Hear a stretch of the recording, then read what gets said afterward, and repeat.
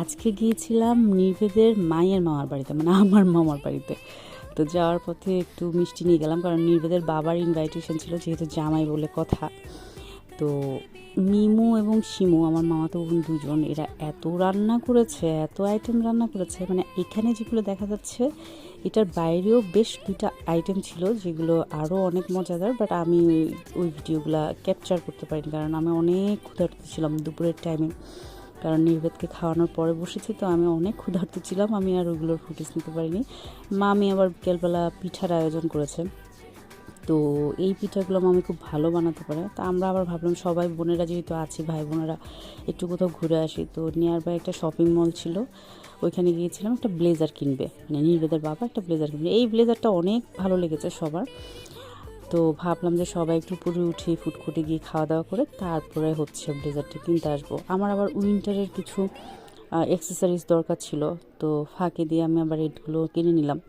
তারপর ওইখানে একটা সেলফি কর্নার ছিল, সবাই মিলে সেলফি তুলছে, আর ওই দুইটা ব্লেজারের মধ্যে কোনটা নিবে আলোচনা করছে।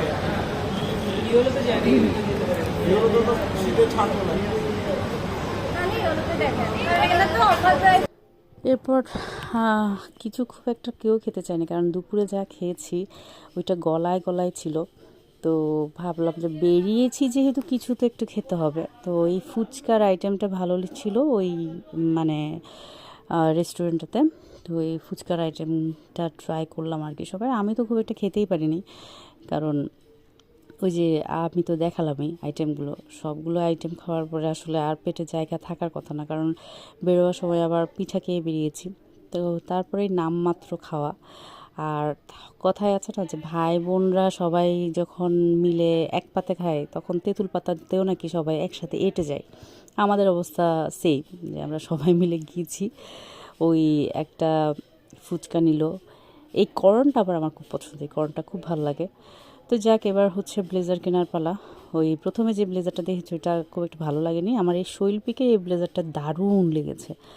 আর প্রান্তিককে আসলে এই ব্লেজারটা তো অনেক ভালো লেগেছে। আমি মানে যখন ওকে বললাম পড়তে, তো পড়ার পর আমি বললাম এটাই ফাইনাল এবং এটাই কিনেছি। তো শেষে এই মোমেন্টটা একটু ক্যাপচার করলাম, যে মাসির সাথে নির্ভেদ, আনুষ্কার সাথে আর কি, মানে ওরা দুজন, আমরা যখন ব্লেজার কিনাতে ব্যস্ত ওরা দুজন খুনটুসি করছে।